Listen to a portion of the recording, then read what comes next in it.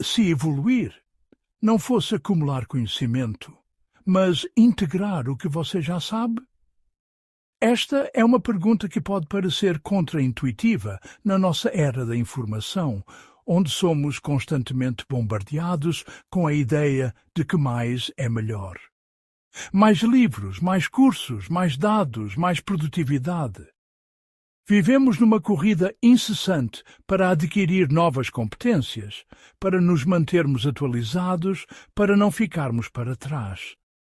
Mas nesta busca frenética por acumulação, raramente paramos para questionar a qualidade da nossa base.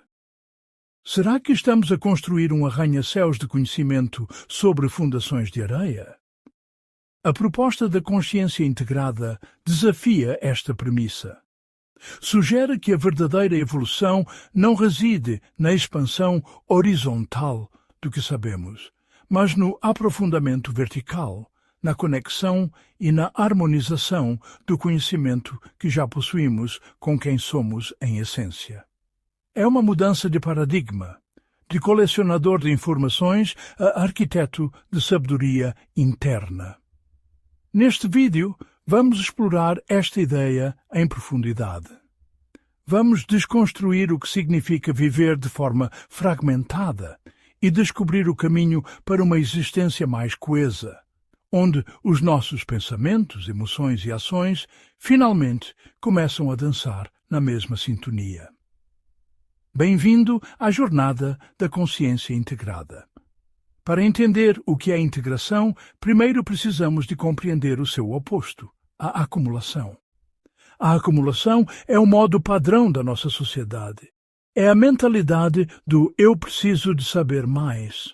Ela é alimentada pela ansiedade de estar desatualizado e pela promessa de que a próxima peça de informação será aquela que finalmente resolverá tudo. O acumulador consome conhecimento de forma passiva. Ele lê um livro sobre mindfulness, mas continua a viver num estado de distração constante.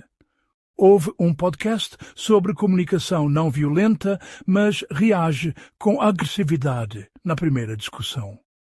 Estuda filosofia estoica, mas é dominado pela ansiedade perante o menor imprevisto. O conhecimento existe, mas está compartimentado, guardado numa gaveta mental rotulada coisas que eu sei, separada da gaveta coisas que eu faço. É um conhecimento que não transforma, apenas informa. A integração, por outro lado, é um processo ativo e deliberado. É o ato de pegar numa nova peça de conhecimento e perguntar: como é que isto se conecta com o que eu já sei? Como é que isto desafia as minhas crenças atuais? E mais importante, como posso incorporar isto na minha vida, nas minhas ações, a partir de agora? Integrar não é sobre a quantidade de livros na sua estante, mas sobre a qualidade da sabedoria nas suas ações. É a diferença entre saber o caminho e caminhar o caminho. Esta desconexão leva-nos ao cerne do problema, a fragmentação interna. Consciência integrada não é saber mais, é fragmentar menos. Mas o que significa na prática viver de forma fragmentada? Significa que diferentes partes de si estão em guerra. A sua mente analítica, o seu eu pensante, pode compreender perfeitamente um conceito. Você pode, por exemplo, entender intelectualmente que o descanso é crucial para a produtividade. Você lê os estudos, concorda com a lógica e até aconselha os outros a descansar mais. No entanto, o seu eu emocional pode estar refém de uma crença profunda de que o seu valor está ligado à sua produtividade incessante. Este sentimento gera culpa e ansiedade sempre que tenta parar. E, por fim, o seu eu agente, o corpo que executa as ações, acaba por seguir a ordem da emoção mais forte. Ignora o conhecimento racional e continua a trabalhar até à exaustão. O resultado é um conflito interno constante. É quando o pensamento, emoção e a ação param de entrar em conflito que a integração começa a surgir. Imagine a energia que é gasta nesta batalha diária. É como tentar conduzir um carro com um pé no acelerador e outro no travão. Você gasta imenso combustível, o motor sobreaquece e o carro mal sai do lugar. Esta fricção interna é a fonte de muito do nosso stress, da nossa procrastinação e daquela sensação persistente de que algo não está bem, mesmo quando, superficialmente, tudo parece estar em ordem. A fragmentação manifesta-se de inúmeras formas. A pessoa que prega a honestidade, mas conta pequenas mentiras para evitar conflitos. O líder que fala em empatia, mas não ouve a sua equipa. O indivíduo que valoriza a saúde, mas sabota-se com maus hábitos alimentares.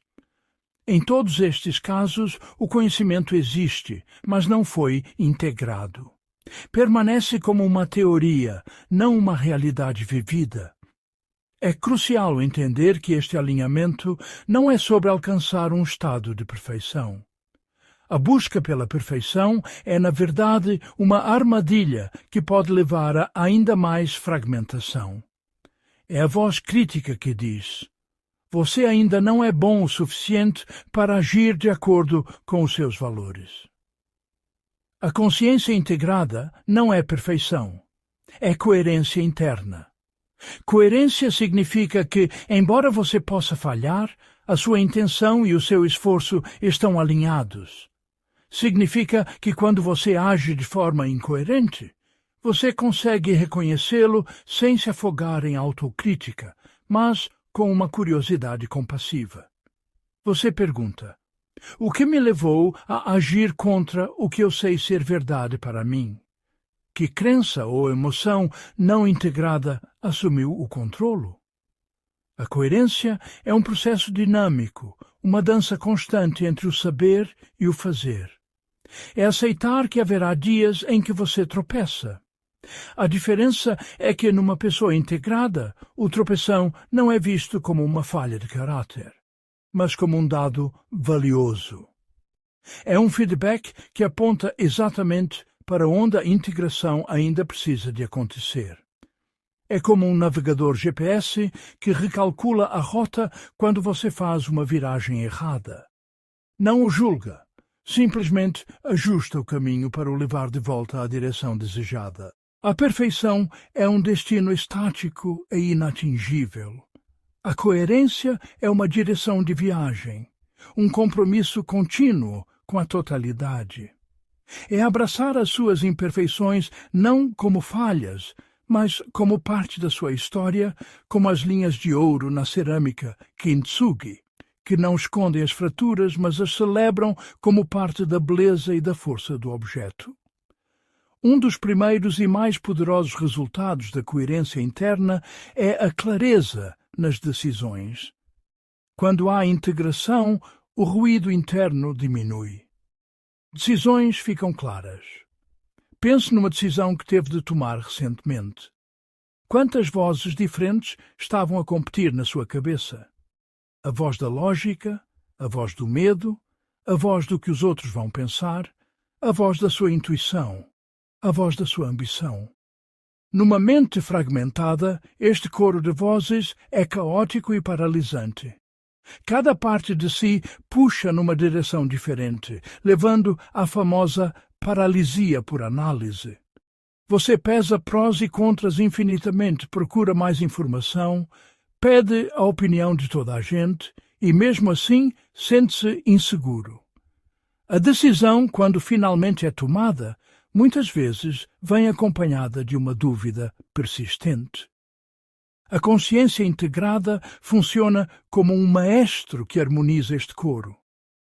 Não significa que as diferentes vozes desaparecem. A voz do medo ainda pode sussurrar os seus avisos. A voz da lógica ainda apresentará a sua análise.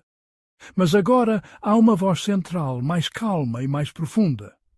A voz do seu eu integrado, que consegue ouvir todas as outras sem se identificar com nenhuma delas. Esta voz central tem acesso tanto à análise racional quanto à sabedoria emocional e à intuição corporal. Ela consegue pesar os diferentes inputs em relação a um eixo central, os seus valores fundamentais e o seu propósito.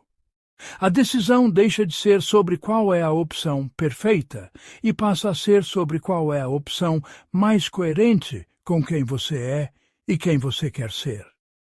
As decisões tornam-se menos sobre o resultado externo e mais sobre a integridade interna do ato de decidir.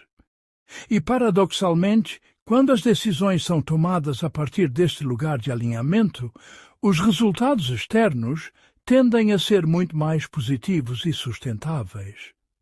Este alinhamento interno transborda inevitavelmente para o mundo exterior, transformando a forma como nos relacionamos com os outros.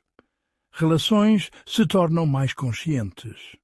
Numa pessoa fragmentada, as interações são muitas vezes reativas. Você reage a partir de feridas passadas, de inseguranças não resolvidas, de expectativas não comunicadas.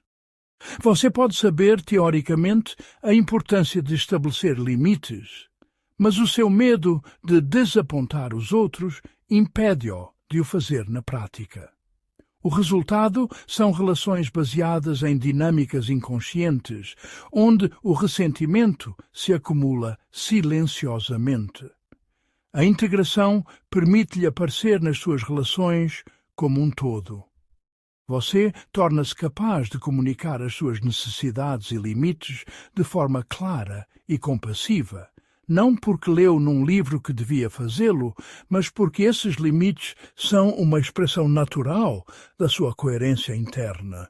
Você aprende a ouvir o outro não apenas para formular a sua resposta, mas para compreender verdadeiramente a sua perspectiva, porque você já não está tão ocupado a gerir o seu próprio conflito interno. A empatia torna-se mais profunda. Você consegue diferenciar a sua própria experiência emocional da do outro, oferecendo um apoio mais genuíno, em vez de projetar as suas próprias ansiedades. As conversas difíceis tornam-se menos assustadoras, porque você entra nelas ancorado no seu centro, capaz de expressar a sua verdade sem agressividade e de ouvir a verdade do outro sem se sentir pessoalmente atacado.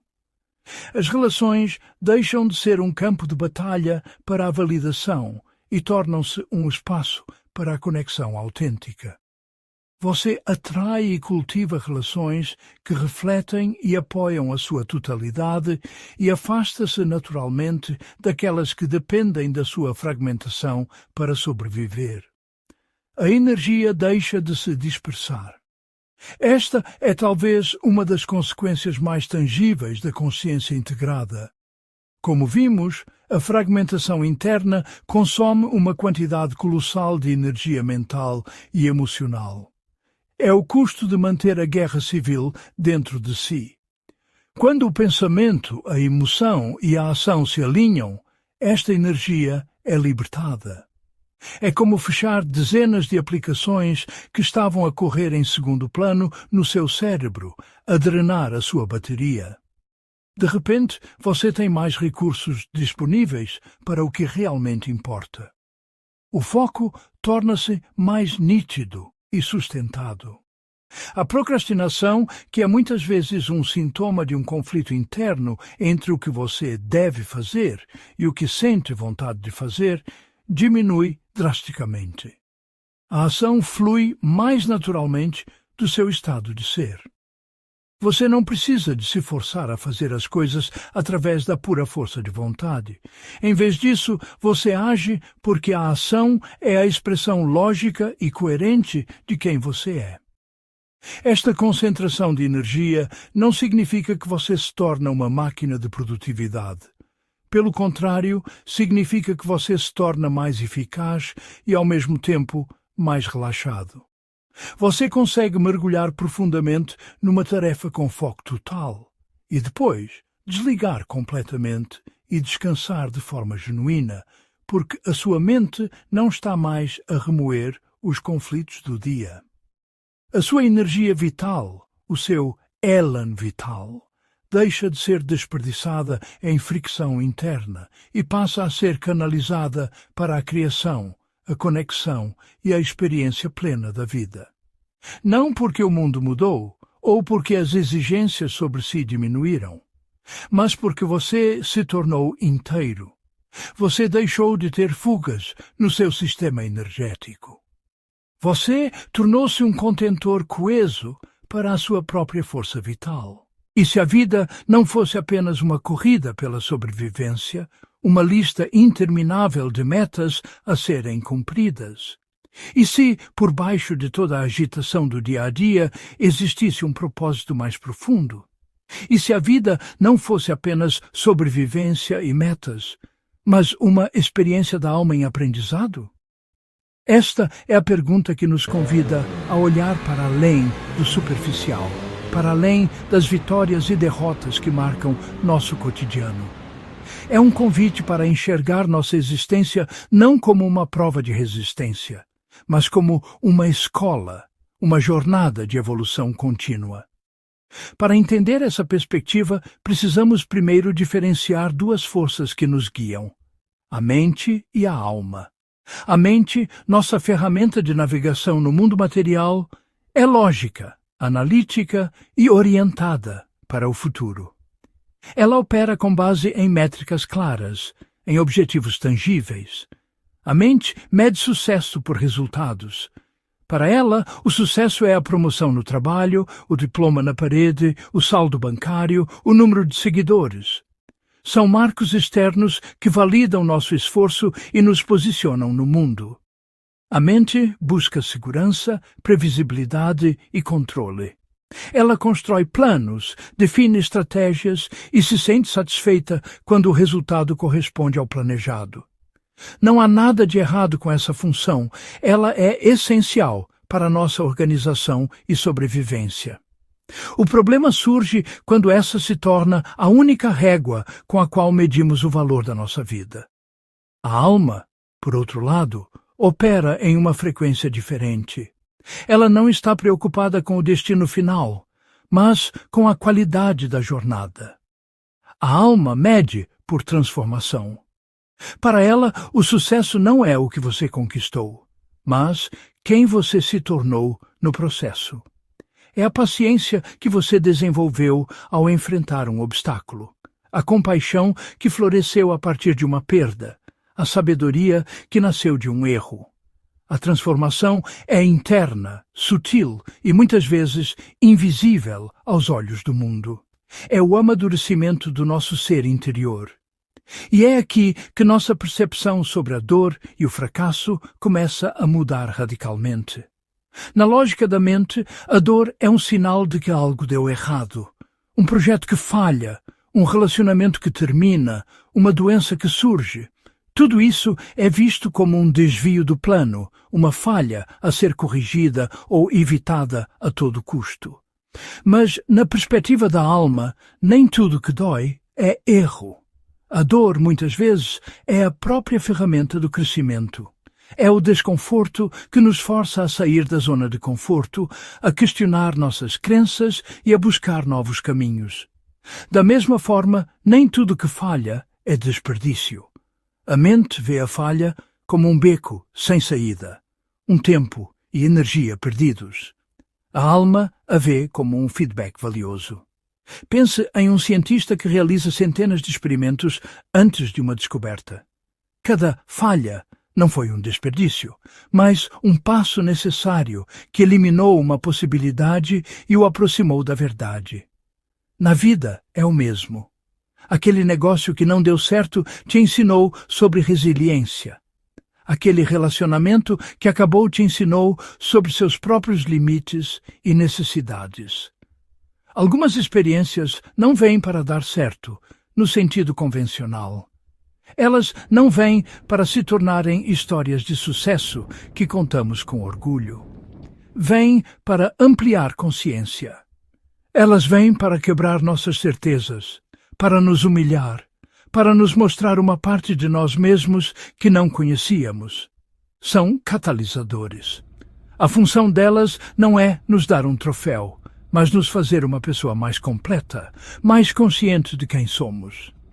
Cada fase da vida, cada desafio, ativa camadas internas que estavam adormecidas. Como um mergulhador que desce mais fundo no oceano, a pressão das circunstâncias revela o que está escondido nas profundezas do nosso ser. Medos escondidos. Medo de não ser bom o suficiente, medo do abandono, medo do desconhecido. Eles emergem não para nos paralisar, mas para serem vistos, compreendidos e integrados. Forças adormecidas. A coragem que você não sabia que tinha até precisar dela. A resiliência que só se manifestou depois da queda. A criatividade que nasceu da escassez. E talvez o mais importante, padrões inconscientes. Aquelas reações automáticas, aquelas formas de pensar e agir que repetimos sem perceber e que muitas vezes nos sabotam. As dificuldades da vida trazem esses padrões à luz, nos dando a chance de observá-los e, finalmente, escolher um caminho diferente. Quando entendemos isso, a narrativa de vítima se desfaz. A vida não acontece contra você. Acontece através de você. Você não é um alvo passivo de eventos aleatórios. Você é o canal, o veículo através do qual a vida se expressa e aprende sobre si mesma. Cada experiência, boa ou má, está passando por você para revelar algo. A vida não está aqui para testar seu valor. Sua dignidade e seu valor são inerentes, não precisam ser provados, mas para revelar sua maturidade. A maturidade da alma não tem a ver com idade, mas com a capacidade de responder às situações com sabedoria, em vez de apenas reagir a elas com impulsividade. É a capacidade de encontrar significado no caos, de manter a calma na tempestade, de agir com compaixão mesmo quando ferido. Quando você vê a vida só como uma sequência de eventos desconectados e arbitrários, ela parece injusta e aleatória. É fácil se sentir perdido, uma vítima das circunstâncias. Por que eu? Nos perguntamos. O que eu fiz para merecer isso? Mas quando você a vê como a jornada da alma, você percebe uma profunda coerência nos ciclos. Você começa a ver como a semente da primavera precisou do repouso do inverno. Como a força que você usa hoje foi forjada em uma dificuldade do passado. Os pontos começam a se conectar, não em uma linha reta e previsível, mas em uma espiral ascendente de crescimento e compreensão. Com essa nova visão, a dor deixa de ser punição. Ela perde o peso do castigo e da culpa. Vira lapidação. Como um diamante bruto que precisa ser cortado e polido para revelar seu brilho, a alma também precisa da fricção das experiências difíceis para que sua verdadeira essência possa resplandecer. Cada desafio é uma faceta sendo lapidada, tornando-nos mais brilhantes, mais multifacetados. Então, talvez o grande propósito não seja apenas conquistar o mundo lá fora. Talvez você não esteja aqui apenas para conquistar, mas para se tornar. Para se tornar mais você mesmo, mais autêntico, mais consciente, mais amoroso, mais livre. A conquista de metas é um subproduto bem-vindo, mas o verdadeiro prêmio é a pessoa que emerge do outro lado da jornada. A vida não é um cenário estático no qual atuamos. É um processo de consciência em movimento. É a própria consciência universal experienciando a si mesma através de bilhões de perspectivas únicas, incluindo a sua. Você é um ponto de vista insubstituível do universo. E isso nos leva a uma mudança fundamental na pergunta que fazemos a nós mesmos quando as coisas ficam difíceis. A pergunta instintiva, a pergunta da mente, não é por que isso aconteceu comigo. Essa pergunta nos coloca no papel de vítima e busca culpados, nos prendendo em um ciclo de ressentimento e impotência. A pergunta da alma é: o que minha alma está experienciando e aprendendo através disso? Essa pergunta nos devolve o poder. Ela nos transforma de vítimas passivas em aprendizes ativos. Ela nos convida a buscar a lição, a encontrar o crescimento, a descobrir a transformação que está oculta dentro de cada experiência. Ela muda o foco do que nos falta para o que estamos nos tornando. E nessa mudança encontramos paz, propósito e uma profunda coerência no grande e misterioso processo que chamamos de vida. E se o único lugar onde a vida realmente acontece não fosse no passado, nem no futuro, mas agora? Esta é uma pergunta simples, mas que contém a chave para uma existência mais plena e consciente. Vivemos imersos num fluxo constante de pensamentos, um diálogo interno que raramente cessa. A nossa mente, uma ferramenta extraordinária, muitas vezes nos aprisiona em dois lugares onde a vida em si não pode ser vivida: as ruínas do que já foi e os projetos do que talvez nunca será. O passado é memória. O futuro é projeção. Ambos só existem como pensamento. Pense nisso por um instante. Cada recordação, seja ela doce ou amarga, é uma reconstrução neurológica, uma sombra do evento original. Cada plano, cada ansiedade sobre o amanhã é uma simulação, uma hipótese. Não são reais no sentido tangível. São fantasmas na máquina da nossa mente. O agora, este exato instante, é diferente. O agora é o único ponto onde consciência e realidade se encontram. É o toque, o som, a visão. É o ar que enche os seus pulmões neste momento. É aqui que você decide. É aqui que você sente. É aqui que você cria.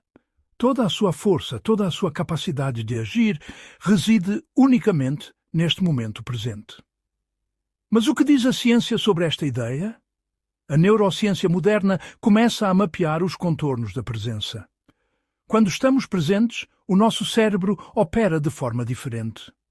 A rede de modo padrão, ou DMN, uma rede cerebral ativa quando divagamos, sonhamos acordados ou ruminamos sobre o passado e o futuro, diminui a sua atividade.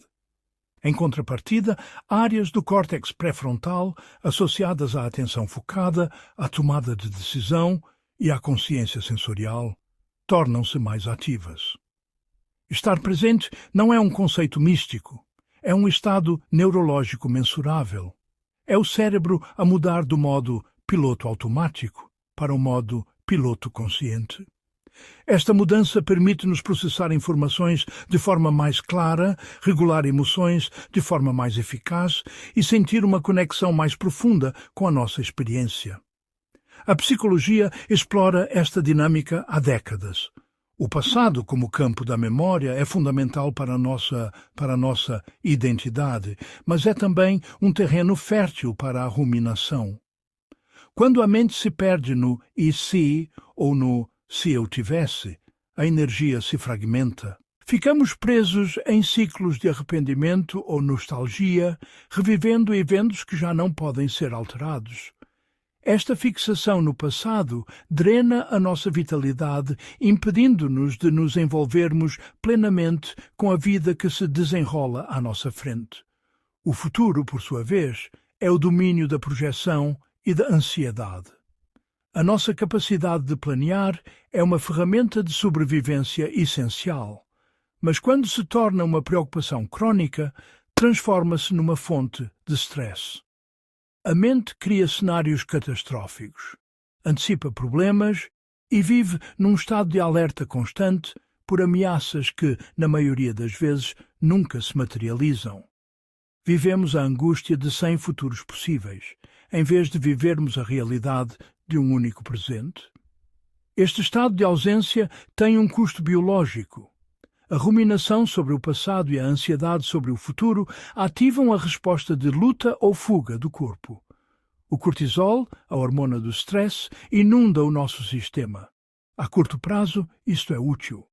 Mas, cronicamente, leva à exaustão, Há problemas de sono, há um sistema imunitário enfraquecido e há uma névoa mental que dificulta a concentração.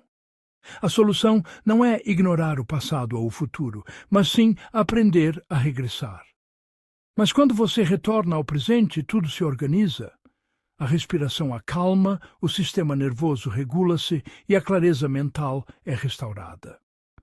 Como podemos então treinar este regresso ao agora? Existem técnicas simples e poderosas. A primeira é a respiração consciente. Onde quer que esteja, pare por um momento. Sinta o ar a entrar pelo nariz, a encher os pulmões e a sair. Não precisa de a alterar, apenas de a observar.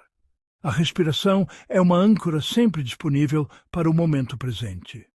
Outra técnica é o grounding, ou ancoragem sensorial.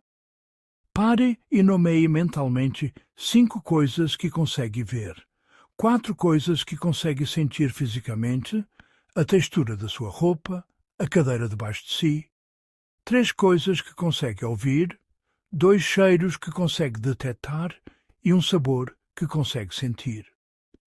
Este exercício força a mente a sair do abstrato e a conectar-se com a realidade sensorial imediata.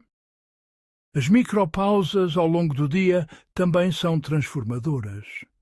Entre tarefas, em vez de pegar no telemóvel, olhe pela janela por 30 segundos. Sinta o peso de uma chávena de café nas suas mãos.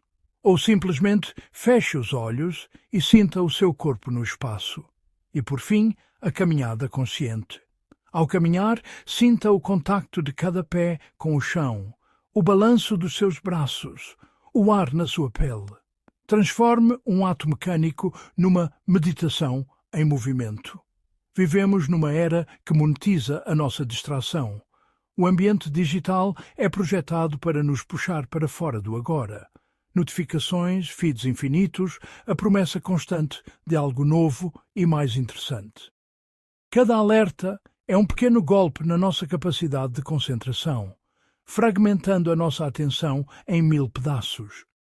Recuperar a nossa presença exige uma abordagem consciente à tecnologia. Isto pode significar desativar notificações não essenciais, definir horários específicos para verificar e-mails e redes sociais, ou usar aplicações que bloqueiam distrações durante períodos de trabalho focado. Não se trata de demonizar a tecnologia, mas de a usar como uma ferramenta ao nosso serviço, em vez de nos tornarmos servos dos seus algoritmos. A escolha de estar presente é também a escolha de onde e como direcionamos o nosso foco no mundo digital. Considere a história de Ana, uma gestora de projetos que vivia sob constante pressão. A sua mente estava sempre 3 passos à frente, antecipando problemas, ou 2 passos atrás, a remoer erros. Sofria de insónias e ansiedade. Ao começar a praticar micropausas de respiração antes de cada reunião, ela notou uma mudança. A sua mente acalmava, permitindo-lhe ouvir com mais atenção e responder de forma mais ponderada em vez de reativa. A sua eficácia no trabalho aumentou, não por trabalhar mais horas, mas por estar mais inteira nas horas em que trabalhava. Ou o caso de Marcos, um estudante universitário a lutar contra a procrastinação. O peso de todo o semestre paralisava-o. A ideia de estudar era demasiado grande. O seu terapeuta sugeriu que ele se focasse apenas no próximo movimento consciente. Não estudar para o exame, mas ler o próximo parágrafo. Não escrever o ensaio, mas escrever a próxima frase. Ao focar-se no instante presente, a tarefa monumental tornou-se numa série de passos pequenos e exequíveis. Você não resolve sua vida inteira de uma vez. Resolve o próximo movimento consciente no instante presente. Existem muitos mitos sobre estar presente. Um deles é que mindfulness, ou atenção plena, significa esvaziar a mente de todos os pensamentos. Isso é impossível. A mente gera pensamentos. A prática não é parar os pensamentos, mas sim não se deixar levar por eles. é observá-los como nuvens a passar no céu sem embarcar em cada uma delas. Outro mito é que estar presente nos torna lentos ou menos produtivos. A verdade é o oposto. A multitarefa é um mito da produtividade. Na realidade, é apenas uma rápida alternância de tarefas que esgota os nossos recursos cognitivos. O foco profundo, alcançado através da presença, é o verdadeiro motor da produtividade e da criatividade de alta qualidade. Para tornar isto prático, aqui fica um guia simples para a sua próxima semana. Dia 1. Faça 3 pausas de 1 minuto para focar apenas na sua respiração. 5 minutos do seu dia sem ecrã.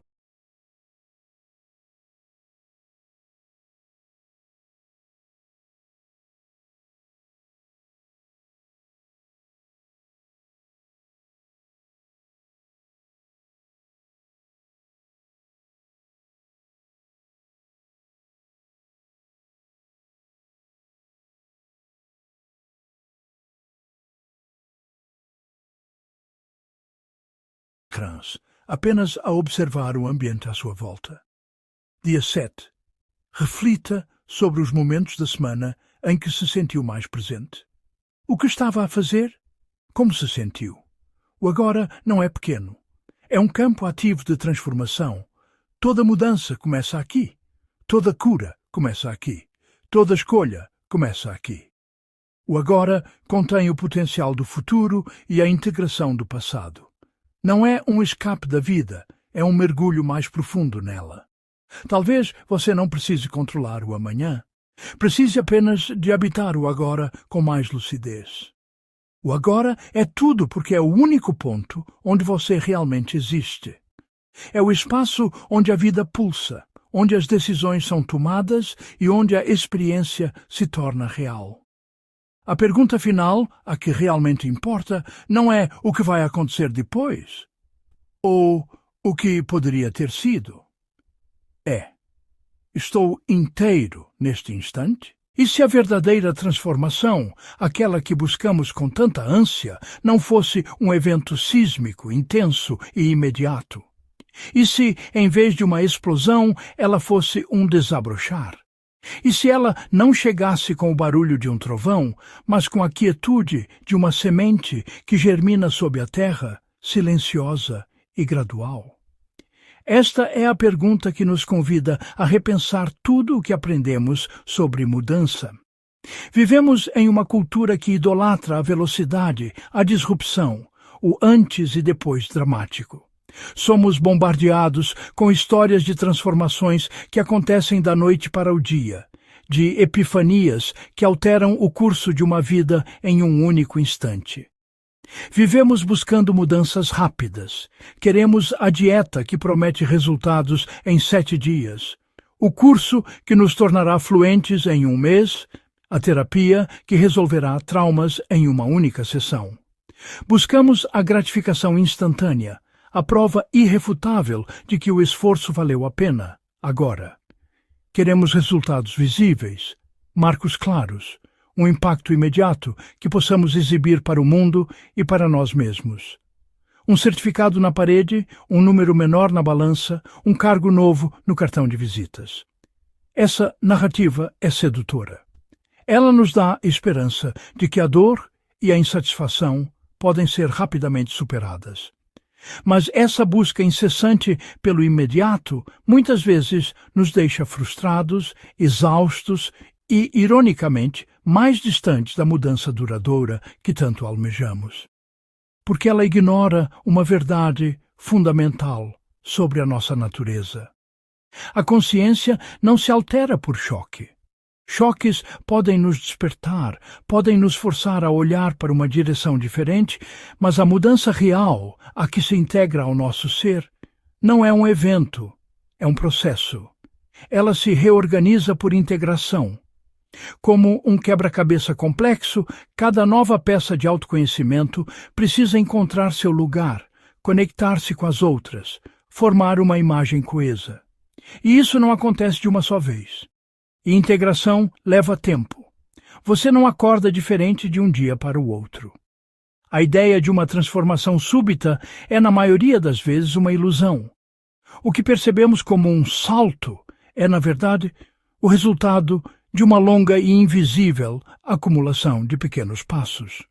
O processo geralmente começa com uma faísca.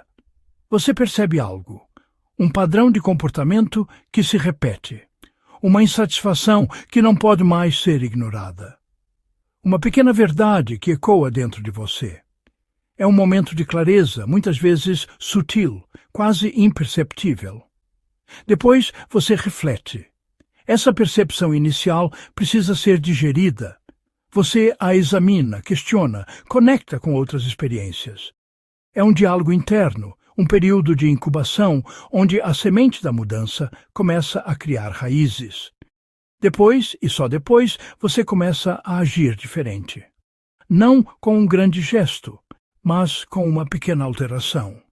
Você escolhe a pausa em vez da reação automática. Diz não, onde antes diria sim. Tenta uma abordagem nova para um problema antigo. São ações minúsculas, quase insignificantes isoladamente. E só muito, muito depois, em um momento inesperado, você se olha no espelho e percebe. Você já não é a mesma pessoa. A mudança não aconteceu naquele instante de reconhecimento.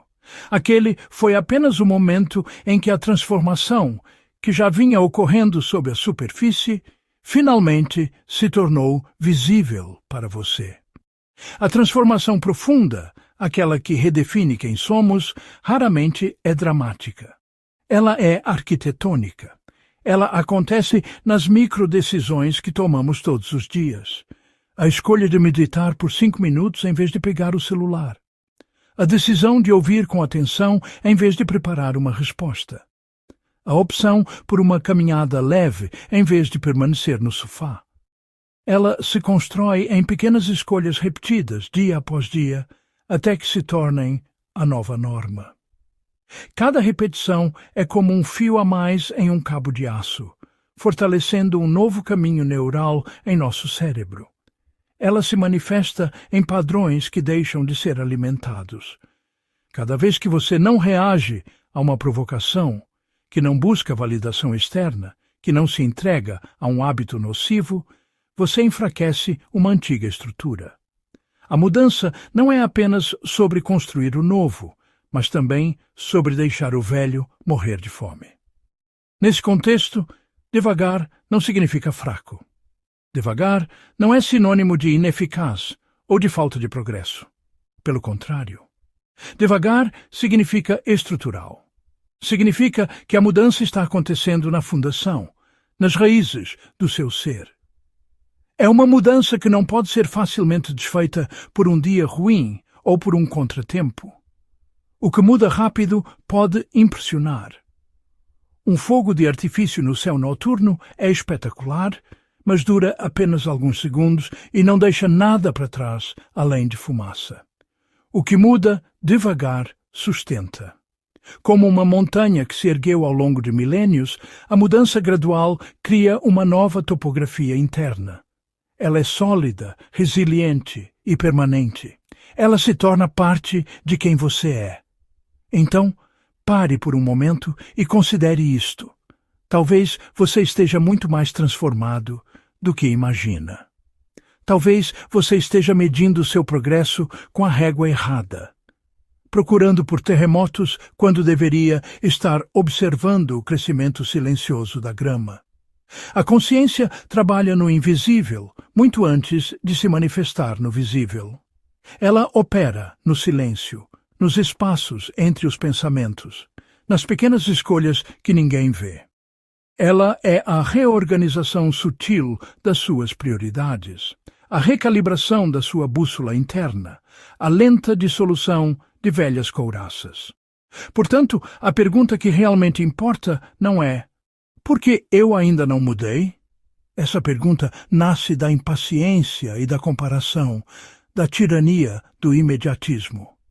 A verdadeira pergunta, a pergunta que abre portas em vez de construir muros, é: onde eu já estou diferente e ainda não me dei o crédito por isso? onde a mudança já está acontecendo, silenciosa e profunda. E eu ainda não a reconheci. E se a verdade não precisasse ser defendida, apenas reconhecida? Vivemos em um mundo de ruídos, um coro incessante de opiniões, cada uma lutando por seu espaço, por sua validação. Gastamos nossa energia em debates, em argumentos, na tentativa de construir fortalezas ao redor daquilo que acreditamos. Mas a verdade genuína não habita fortalezas. Ela não precisa de muralhas. Ela é como o ar.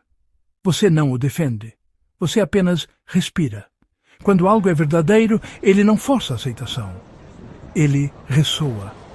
É um eco sutil em um vale silencioso. Uma vibração que não agride os ouvidos, mas que se alinha com uma frequência interna que sempre esteve lá, esperando para ser sintonizada. A verdade não chega com a força de uma tempestade, mas com a calma persistente da maré que sobe, milímetro por milímetro, até que tudo esteja coberto por sua clareza. Ela não invade, ela preenche os espaços vazios. A mente, essa máquina incansável de analisar e categorizar, pode argumentar. Ela foi treinada para isso. Ela busca falhas, constrói contrapontos, compara com memórias e conceitos pré-existentes. A mente é uma advogada de defesa do que já é conhecido, do que é seguro. Ela teme o novo, o que não pode ser imediatamente encaixotado e rotulado. Ela dirá: isso não faz sentido. Isso contradiz aquilo. Onde estão as provas? O ego, por sua vez, pode resistir. O ego é o guardião da nossa identidade construída, da história que contamos a nós mesmos sobre quem somos. Uma nova verdade pode ameaçar essa história. Pode exigir que admitamos que estávamos errados, que um pilar da nossa personalidade era, na verdade, uma ilusão. A resistência do ego é visceral. É um ato de autopreservação. Ele se inflama, se ofende, se fecha. Ele grita para proteger seu território, pois uma verdade profunda pode redesenhar todo o mapa. Mas a consciência reconhece em silêncio. Ela não usa palavras. Ela não constrói argumentos.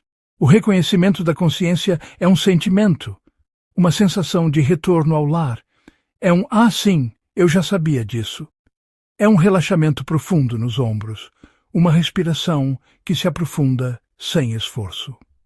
Enquanto a mente e o ego estão em guerra na superfície, a consciência assiste a tudo de um lugar de paz, reconhecendo o que é real sem precisar nomeá-lo. A verdade não grita, ela sustenta. Como a raiz de uma árvore antiga, ela não faz barulho, mas ancora tudo. Ela é a força silenciosa que permite que os galhos dancem ao vento sem quebrar. Ela é a base que permanece firme sob o peso das estações, das tempestades, do tempo.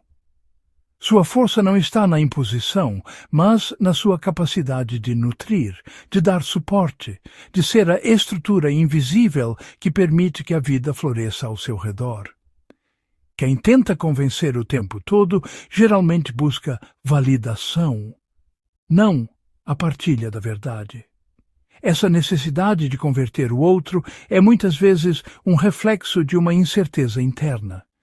É como se a crença só se tornasse real se for espelhada nos olhos dos outros. É um pedido de ajuda disfarçado de certeza. Por favor, concorde comigo para que eu possa ter certeza de que não estou sozinho, de que não estou enganado. Mas a verdade não depende de aplauso. Ela é indiferente à opinião da maioria.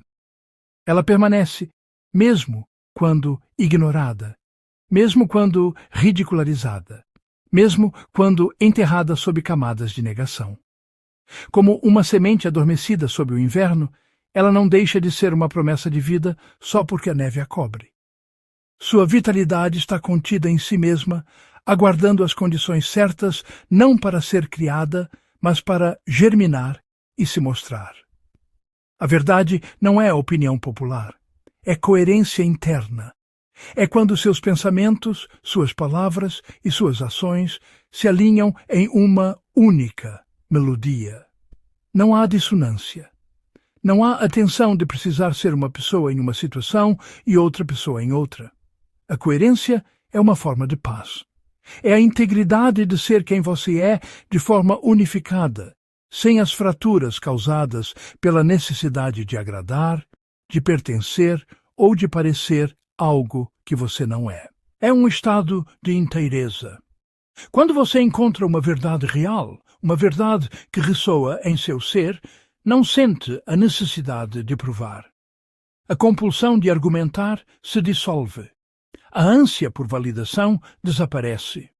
Por quê? Porque a prova já está dentro de você. É a própria sensação de alinhamento, de paz. Tentar prová-la para alguém seria como tentar descrever o sabor da água. Você pode usar 1000 palavras, mas a única forma de o outro saber é bebendo. Você sente clareza. A clareza não é um acúmulo de informações. É a remoção do que é desnecessário. É como entrar em um quarto que esteve escuro e bagunçado por muito tempo e, de repente, abrir as cortinas. A luz entra e revela o que está ali. A bagunça não desaparece instantaneamente. Mas agora você pode vê-la. Você pode ver o que precisa ser movido, o que precisa ser limpo, o que precisa ser descartado. A clareza é a luz que permite que a organização comece. E clareza não discute. Ela simplesmente organiza para a percepção. Onde antes havia confusão, agora há um caminho. Onde havia um emaranhado de emoções conflitantes, agora há um fio condutor. A clareza não oferece todas as respostas, mas ela ilumina a próxima pergunta, o próximo passo. Ela simplifica o complexo, não por ignorar as nuances, mas por revelar a estrutura subjacente que conecta todas as partes. Por isso, nem todos verão ao mesmo tempo. A verdade não é um espetáculo público com hora marcada. É uma revelação íntima. Cada um de nós carrega seus próprios filtros, suas próprias feridas, suas próprias névoas. A luz da verdade pode estar brilhando para todos, mas se nossas janelas estiverem empoeiradas, veremos apenas uma claridade difusa. Tentar limpar a janela do outro à força só cria mais resistência. A jornada da clareza é pessoal e intransferível. Cada um reconhece quando está pronto. A prontidão não é uma decisão intelectual. É um amadurecimento da alma. É o momento em que a dor de permanecer na confusão se torna maior do que o medo de encarar a verdade. É quando o cansaço de sustentar as máscaras supera o conforto da familiaridade. Nesse momento, a busca cessa e a permissão começa. A permissão para ver. A permissão para sentir. A permissão para aceitar o que já é. Talvez o seu trabalho não seja convencer ninguém. Talvez seu trabalho seja apenas viver de forma coerente com a sua própria clareza. Ser a personificação da sua verdade sem alarde. Sua vida se torna o argumento. Sua paz se torna a prova. As pessoas não são transformadas por nossas palavras, mas por nossa presença. Uma presença ancorada na verdade irradia uma qualidade, uma calma, que pode talvez inspirar o outro a buscar sua própria luz. A verdade não precisa vencer debates. Debates são jogos da mente, competições do ego. A verdade não compete. Ela se revela na experiência. É no ato de perdoar que se compreende o perdão. É no ato de amar que se compreende o amor. É na prática diária da paciência que se descobre a sua força. Você pode ler 1000 livros sobre natação, mas só entenderá a água quando mergulhar. A verdade é um verbo. Ela precisa ser vivida. Então, a pergunta fundamental que ecoa no silêncio não é: como faço para que todos entendam o que eu entendi? Essa pergunta nasce da separação, do ego que se sente iluminado e vê os outros na escuridão. Ela ainda é parte do ruído. A pergunta real, a que nos traz de volta para casa, para o centro, é muito mais simples, muito mais humilde. Estou vivendo, neste momento, neste ato, nesta palavra, o que reconheço como verdadeiro? A resposta não está em uma teoria, mas no corpo, na respiração, na sensação de paz ou de tensão. É uma verificação constante, um retorno ao centro, um ato de honestidade radical consigo mesmo.